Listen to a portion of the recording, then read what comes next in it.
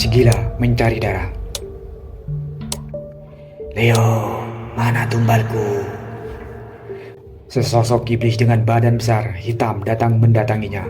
Matanya melotot besar, merah menyala, rambutnya berantakan, gimbal dan panjang hingga selutut.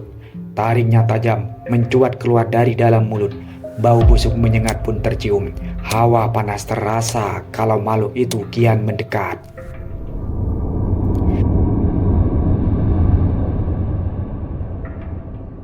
Leo terduduk lemas di dinding, menatap sosok mengerikan itu dengan wajah pucat.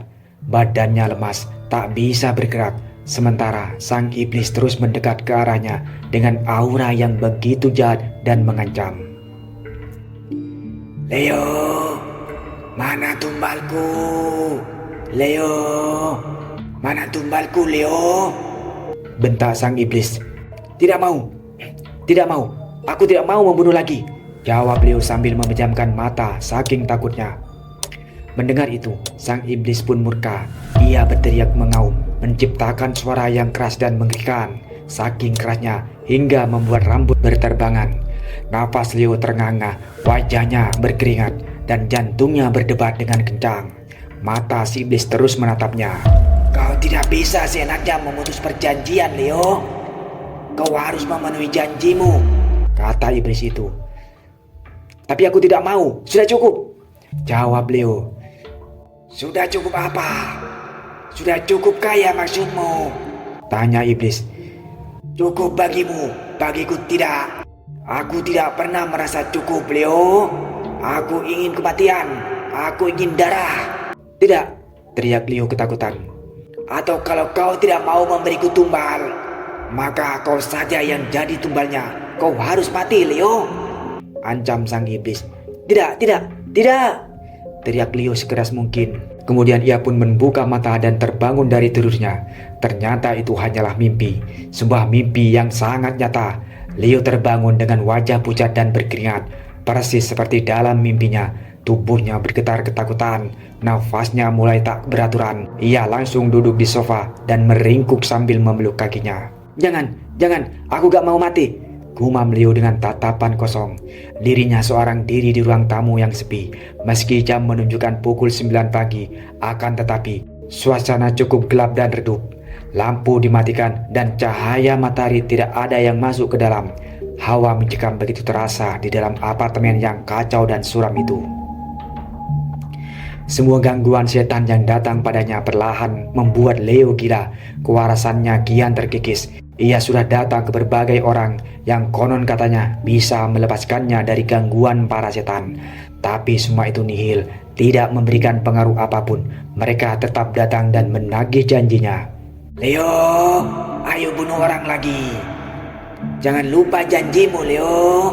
Tidak, diam, teriak Leo saat mendengar bisikan-bisikan di telinganya. Matanya ketakutan, rambutnya berantakan, dan kedua tangannya menutup telinga sekuat mungkin agar bisikan-bisikan itu tidak masuk.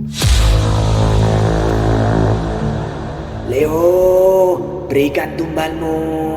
Sekuat dan serapat apapun Leo menutup telinga, suara itu terus terdengar dan terus terngiang-ngiang. Karena pada dasarnya suara itu masuk langsung ke dalam batin Leo, sehingga ia tidak bisa menolaknya. Di atas sofa itu, Leo semakin gila. Bisikan-bisikan itu mulai mengganggu mentalnya. Leo mulai kehilangan kendali. Ia tak tahan dengan suara-suara itu hingga ia memukul-mukul kepalanya sendiri. Ia berteriak mengumpat sambil memukul-mukul kepalanya. Mana tumbalmu, Leo? Diam, teriak Leo. Ia turun dari sofa dan berlutut di lantai. Kemudian ia membentur-benturkan kepalanya ke meja kayu di depannya sekeras mungkin. Ia semakin gila dan tak bisa mengontrol dirinya sendiri. Luka memar yang membiru mulai tampak di dahinya yang terus-menerus membentur meja. Beberapa kali benturan antara meja dan kepala yang terjadi. Leo mulai merasa pusing, kepalanya terasa sakit, pandangannya mulai kabur. Laki-laki itu lalu ambur ke lantai, terkulai lemah sambil menatap ke langit-langit. Matanya berkunang-kunang akibat ulahnya sendiri. Leo, berikan kami darah. Bisikan itu kembali terdengar. Diam, bentak Leo. Di tengah rasa pusingnya itu, Leo berusaha bangkit dari lantai. Pelan-pelan ia berdiri sambil berpegangan ke dinding. Setelah ia berdiri, matanya yang masih kunang-kunang melihat sekitar. Leo mulai berjalan sempoyongan ke arah dapur.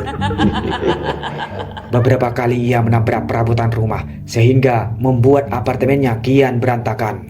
Sesampainya di dapur, Leo mengambil sebuah panci yang cukup tebal. Ia mulai memukul-mukul kepalanya dengan panci itu. "Diam, diam, diam!"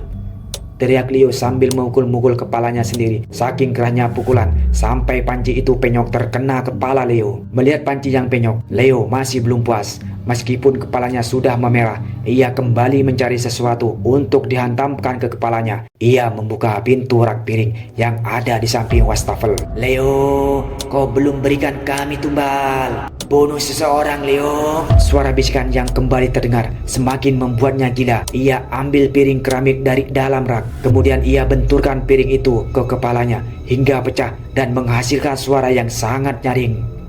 Serpian-serpian piring itu pun berhamburan ke lantai. Tak cukup satu piring, ia ambil piring lagi dan membenturkan kepalanya hingga pecah. Terus-menerus ia lakukan itu sampai-sampai kepalanya mulai terluka. Darah merah mulai mengalir dari sela-sela rambutnya. Tapi seolah tak merasakan sakit, Leo terus saja menghajar kepalanya dengan piring.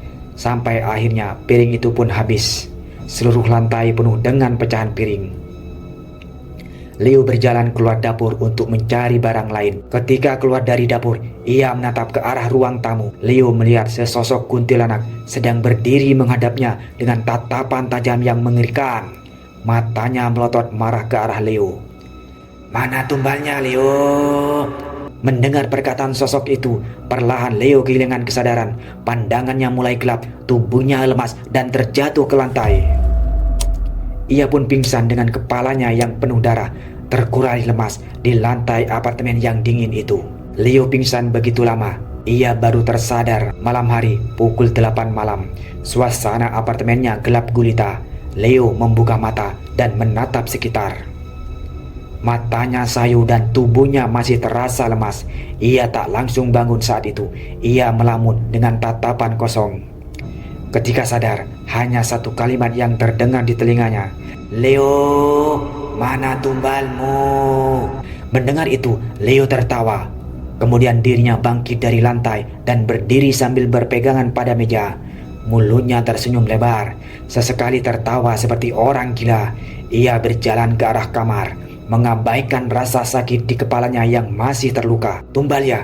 Tenang saja, aku akan kasih kalian tumbal sesuai keinginan kalian," ucap Leo sambil berjalan masuk ke kamar. Ia membuka lemari, menarik laci dan mengambil suatu barang dari dalam sana. Tangannya mengambil sebuah golok keramat yang selama ini ia simpan. Golok yang sudah lama tidak memakan korban. Leo menatap golok itu sambil tersenyum. "Kau pasti lapar ya?" gumamnya. Laki-laki yang sudah kehilangan kewarasannya itu berjalan meninggalkan kamarnya, kemudian membuka pintu dan beranjak keluar apartemen sambil membawa sebilah golok di tangannya. Dengan darah kering yang berbekas di kepalanya sampai di dahinya. Saat sampai di lobi apartemen, para orang-orang ada di sana melihat Leo dengan tatapan aneh. Leo tak peduli, ia segera masuk ke dalam mobilnya yang terparkir rapi. Tanpa ragu, malam itu ia segera melaju mengemudikan mobilnya pergi, meninggalkan apartemen, memasuki aspal jalan raya yang kasar dan lebar. Leo menginjak pedal gas dan berjalan secepat mungkin, bahkan sampai melanggar lampu merah. Leo paham kemana ia harus pergi. Selama beberapa menit, Leo tidak mengurangi kecepatan mobilnya sama sekali. Mobilnya mulai melambat saat memasuki sebuah jalanan kampung yang sempit, lalu mulai berhenti ketika sampai di depan sebuah rumah dengan halaman yang cukup luas. Rumah itu adalah rumah mantan istrinya. Sambil menatap dingin ke arah rumah itu, Leo menggenggam golok keramatnya. Kebetulan ketika sampai, ia melihat sang istri sedang menyapu di pelataran rumah. "Ya, boleh juga Leo, bunuh dia." Suara bisikan itu kembali terdengar di telinganya. Leo kemudian tersenyum jahat sambil terus memperhatikan sang mantan istri, sedangkan tangannya masih memegang sebilah golok yang siap memakan korban malam ini. Leo terus memperhatikan Risa, mantan istrinya, yang tengah menyapu lantai di pelataran rumahnya. Mobilnya sendiri terparkir beberapa meter di depan pagar rumah Risa. Karena Leo memakai mobil barunya yang mewah dan mahal, Risa tidak tahu bahwa mobil itu adalah milik Leo. Dengan sabar Leo duduk di kursi mobil, menatap Risa dan menunggu sesuatu. Beberapa saat kemudian, Risa berjalan masuk ke dalam rumahnya. Sapunya ia sandarkan di tembok. Saat Risa hendak masuk, barulah Leo membuka pintu mobil dan bergegas keluar. Ia menampakkan kakinya di tanah, tangan kanannya memegang golok keramat yang sudah haus darah. Tanpa ragu ia mendekat ke gerbang rumah sang mantan istri. Matanya terus menatap ke pintu rumah yang sudah cukup tertutup. Leo menyembunyikan goloknya di balik jaket yang ia kenakan saat di mobil tadi. Leo mulai membuka gerbang yang terbuat dari besi tua. Saking tuanya besi tersebut, sampai-sampai mengeluarkan suara ketika dibuka. Ia lanjut berjalan di halaman depan rumah Risa yang ditumbuhi beberapa tanaman hias. Risa mendengar suara gerbang dibuka. Ia lalu membuka gorden jendela dan mengintip keluar. Saat melihat Leo yang sedang datang, ia langsung naik darah. Wajah Risa berubah marah, tatapannya kesal dan mulutnya siap mengumpat. Ia buru-buru buka pintu dan berjalan keluar rumah. Sebelum Leo menginjakkan kakinya di lantai rumah, Risa terlebih dahulu datang dan memasang badan. Melihat itu, Leo pun berhenti berjalan. Mereka berdua saling bertatap-tatapan. "Ngapain kamu kesini?" tanya Risa dengan nada sinis. Aku mau silaturahmi," jawab Leo. Risa mendengus kesal. "Gak usah, udah aku bilang, kamu gak usah datang ke sini lagi. Kita sekeluarga gak mau lihat muka kamu lagi. Kita sekeluarga gak mau lihat muka kamu lagi," bentaknya. "Aku cuma mau tahu gimana keadaanmu sekarang. Aku datang karena aku peduli sama mertuaku juga. Walau kita mantan kekasih, tapi ibumu bukanlah mantan mertua bagiku," kata Leo menjelaskan. "Gak tahu malu ya kamu? Sana pergi," bentak Risa. Leo berjalan pelan mendekat dengan wajah memohon dan berharap belas kasih Risa. Bukannya tersentuh, Risa justru jijik dengan ekspresi wajah Leo. Ia sama sekali tidak merubah pendiriannya. "Pergi," bentak sang mantan istri dengan begitu keras. "Kalau kamu punya harga diri, lebih baik pergi sekarang juga. Kamu mau berdiri sampai subuh, aku pun gak akan buka pintu. Kalau kamu berani memaksa masuk, aku panggil Pak RT," ancam Risa. Wanita itu kemudian berbalik badan dan berjalan meninggalkan Leo seorang diri. Tapi Leo tak peduli. Ia datang bukan untuk meminta belas kasihan. Perlakuan sang mantan istri itu justru membuatnya yakin tentang apa yang akan ia lakukan. Saat Risa hendak masuk dan ingin menutup pintu, Leo buru-buru berlari dengan cepat. Ia menahan pintu menggunakan tangannya. Melihat itu, Risa kaget bukan main. Ia juga panik karena tak menyangka Leo akan senekat itu. "Ngapain kamu?" kata Risa panik. Leo langsung mendorong pintu hingga terbuka. Ia masuk ke dalam rumah Risa dan tak lupa menutup pintu kembali. Kemudian ia keluarkan golok dari dalam jaketnya. Melihat itu, Risa berteriak ketakutan dan mencoba lari ke belakang. Tapi Leo dengan cekatan melompat dan langsung membekap mulut Risa hingga tak bisa bersuara. "Diam kamu," bentak Leo. Leo lalu menusuk punggung Risa dengan goloknya. Besi pipi dan tajam itu menancap di punggung Risa hingga menembus paru-parunya. Darah segar keluar dari lukanya. Tak hanya itu, darah segar pun keluar dari mulutnya. Risa mengerang kesakitan. Leo kemudian melemparnya ke lantai. Saat Risa terkuai lemas di lantai, Leo merindih tubuhnya dan dengan kejam mulai menggorok leher seperti memotong kepala ayam. Benda tajam itu perlahan menyayat kulit leher Risa, kemudian memotong putus tenggorokan yang jadi jalur pernafasannya. Wanita itu sudah tak bisa berkutik, darahnya tumpah dan mengalir di lantai. Nafasnya terengah-engah, perlahan ajal menjemputnya. "Risa! Risa!" panggil sang ibu dari dalam dapur. "Ambilin sisir dong," tambahnya. Mendengar itu, emosi Leo kembali memuncak. Ia segera sembunyi di balik dinding di antara ruang tamu dan lorong menuju dapur. Berkali-kali sang ibu memanggilnya, tapi Risa tak kunjung datang, bahkan menjawab saja tidak. "Nih anak gimana sih? Dipanggil orang tua kok diem aja?" gerutu sang ibu sambil berjalan keluar dari dapur untuk mencari sang anak. Ibu Risa berteriak begitu keras saat melihat sang anak sudah terbujur di lantai dengan bersimbah darah. Cairan merah nan kental itu mengucur dari dalam luka menganga yang ada di lehernya. "Risa! Risa!" teriak sang ibu histeris dan seketika jatuh lemas terduduk. Ia masih tak bisa mempercayai apa yang ia lihat. Melihat kesempatan itu, Leo keluar dari persembunyiannya dan hendak menyerang sang ibu mertua. Ibu Risa yang sudah lemas terlebih dahulu karena melihat kondisi Risa tidak bisa menghindari serangan mendadak Leo. Tanpa bisa kabur apalagi melawan, golok milik Leo dengan cepat menancap tepat di tenggorokannya. Seketika itu juga ia muntah darah. Suara mirip sapi disembelih terdengar dari mulut sang mertua. Darahnya juga muncrat hingga mengotori baju dan wajah Leo. Mata wanita tua itu melotot kesakitan.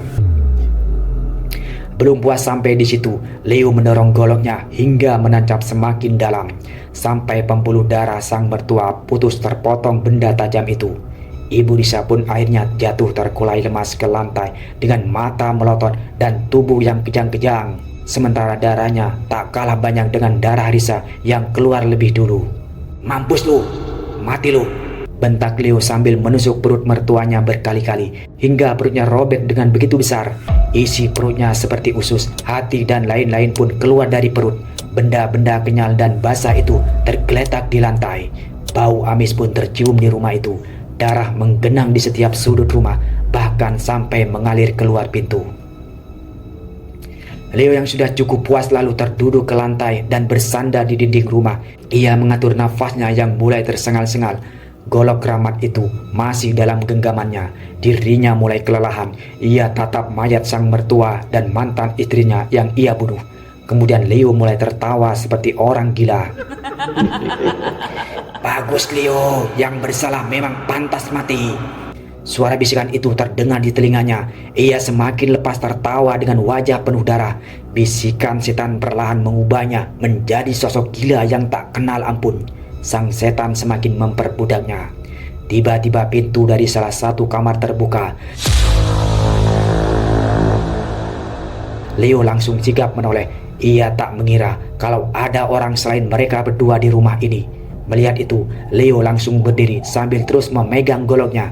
Ia bersiap menyerang terlebih dahulu orang itu sebelum dirinya yang diserang. Sesosok anak kecil perempuan berusia sekitar 5 tahun keluar dari kamar itu. Anak cantik itu menggunakan baju terusan hijau muda dan di rambutnya terpasang sebuah pita cantik nan imut. Dengan polos ia menatap Leo yang baru saja membunuh keluarganya. Melihat anak itu keluar, Leo merasa lega. Ia melontarkan senyum pada anak kecil yang tidak kenal itu. "Yang jelas bukan anakku," kata Leo dengan nada pelan. Wajahnya yang semula ramah berubah menjadi dingin. Ia berjalan mendekati anak kecil itu. Sesampainya di depan, tanpa ampun Leo menikam leher anak itu dengan goloknya. Anak kecil itu langsung terjatuh ke lantai dengan sekali tebasan. Darah segar mengalir dari leher kecilnya itu dan kedua telapak tangannya menempel menahan rasa yang ia derita. Dan kedua telapak tangannya mengepal menahan rasa sakit yang ia derita. Anak itu sekarat dan matanya mulai melotot. Tak butuh waktu lama, ia pun meregang nyawa di tempat. Setelah membunuh seisi rumah, Leo berjalan ke arah sofa. Ia lalu duduk di sana dan bersandar di sandarannya yang empuk. Golok ia lempar ke lantai.